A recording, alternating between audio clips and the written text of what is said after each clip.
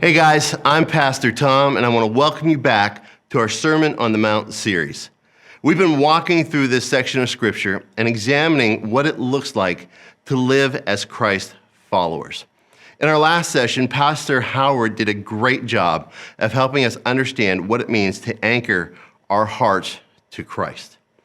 In this session, I want to talk to you today about criticism, or as the Bible calls it, judging. While it's true that some criticism is helpful, we call that kind of criticism a constructive criticism. However, a good amount of criticism is really destructive. Why?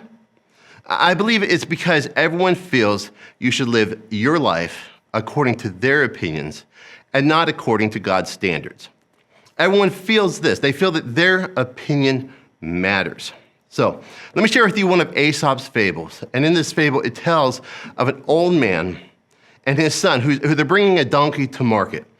On the way to the market, they hear these people say, "That silly pair, why walk when they could be riding comfortably?" The idea seems sensible to the old man, so he and the boy mount the donkey and continue on their way. Soon they pass another group. The group says, "Look at that lazy pair. They're breaking the back of that poor donkey, tiring him so that no one will want to buy him." The old man then slides off. But soon they hear another criticism from a passerby. "What a terrible thing, the old man walking, while the boy gets to ride." So what do? They change places. But soon they hear other people whispering, "What a terrible thing, this big, strong man riding and making the little boy walk." The old man and the boy, they ponder the situation, and finally they continue their journey in yet another manner. They decide the best option is to carry the donkey on a pole between them. So the story goes on, and as they're crossing a bridge, the donkey breaks loose and falls into the river and drowns. See, Aesop's moral is simply this: you can't please everyone. I believe an alternative moral to the fable is this: destructive criticism never helps. Let's look at what Christ has to share with us in Matthew chapter 7, verse 1 through 6, where he says this: "Do not judge, or you too will be judged. For in the same way you judge others, you will be judged, and with the measure you use, it will be measured to you. Why do you look at the speck of sawdust in your brother's eye and pay no attention to the plank in your own? How can you say to the brother, 'Let me take the speck out of your own eye,' when all the time there's a plank in your own eye? You hypocrite, first take the plank out of your own eye, and then you will see clearly to remove the speck from your brother's eye." Now, of course, as Jesus said, we shouldn't judge. We shouldn't judge. So I want to give you 4 practical ideas concerning judging. And the first is this: we shouldn't judge because it's dangerous. It's dangerous. See, when we judge others, a few things happen. First is this: we invite judgment from others into our lives. Think about it for a minute. How popular is the critic? If you've ever had to spend time with the critic, you soon learn that by their irritating, judgmental conduct, they excite animosity. See, none of us have achieved perfection to the point that we can stand extreme criticism.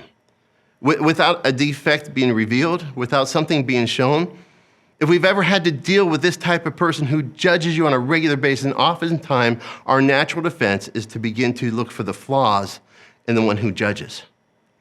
The second thing is we invite judgment from God. See, we can find it easy to understand how unpleasant it is to have our faults exposed by man, but with God, it's far worse. Here's what 1 Peter 1:15 says: "But just as he who called you is holy, so be holy in all you do. For it's written, 'Be holy because I am holy.' Since you call on a Father who judges each person's work impartially, live out your time as foreigners here in reverent fear." See, God judges us impartially according to our works. It's up to us to see that we live in a manner that pleases God. See, God is holy, and as his children, we need to walk holy. We need to talk holy. We need to act holy. We cannot be pleasing to God while judging others. Scripture tells us over and over that we are to be forgiving towards others. It's repeated that God will deal with us as we deal with our neighbors. So it's dangerous. It's also hypocritical. It's hypocritical. The critical, judgmental person is to last to perceive his own faults. It's a hypocritical person who walks around with this huge 2x4 in his own eye and is unaware that it's even there. See, the reason he's oblivious to the plank in his own eye is because he's too busy looking at the speck in others' eyes. He can't figure it out because he's busy hunting for the speck of dust in his brother's eyes.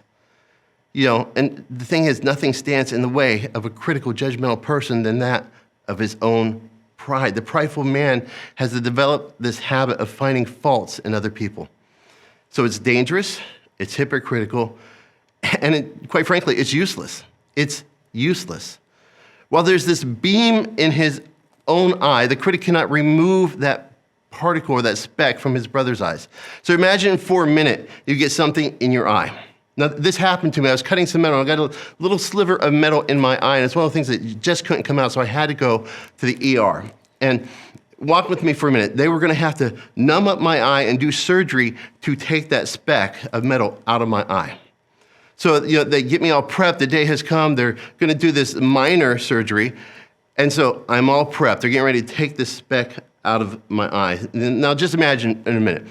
I'm hooked up to the IVs because in order for me to be relaxed, they're going to have to give me the knockout medicine. So I'm all hooked up to the IV. The anesthesiologist is about to administer the knockout medicine. And right before he does, the surgeon walks in just to talk about what he's going to do in the process and how it won't take very long. So the doctor walks in, but you quickly notice something. He has this huge plank sticking out of his own eye. Now, I don't know about you, but for me, that's the point that I'm done. I'm not going to let this doctor perform any surgery on me. I want my eyesight. So I want a doctor who's going to be able to see clearly if he or she's going to perform such a delicate operation on my eyes. Any obstruction that surgeon's going to have, any obstruction to their vision can cause me great disruption to my sight. It can cause me more pain and make the situation actually worse. I'm not going to let this happen. All this preparation, all this getting ready for surgery, it's useless because I'm not going to allow that surgeon to attempt anything that's going to cause me more pain or going to affect my condition. The beam or the plank must go. Think about that. As we seek to help others, the plank has to go first. When a man is blinded by his sin, he cannot save his neighbor. So judging others is dangerous, it's hypocritical, it's useless, and finally this, it's not what Christ models.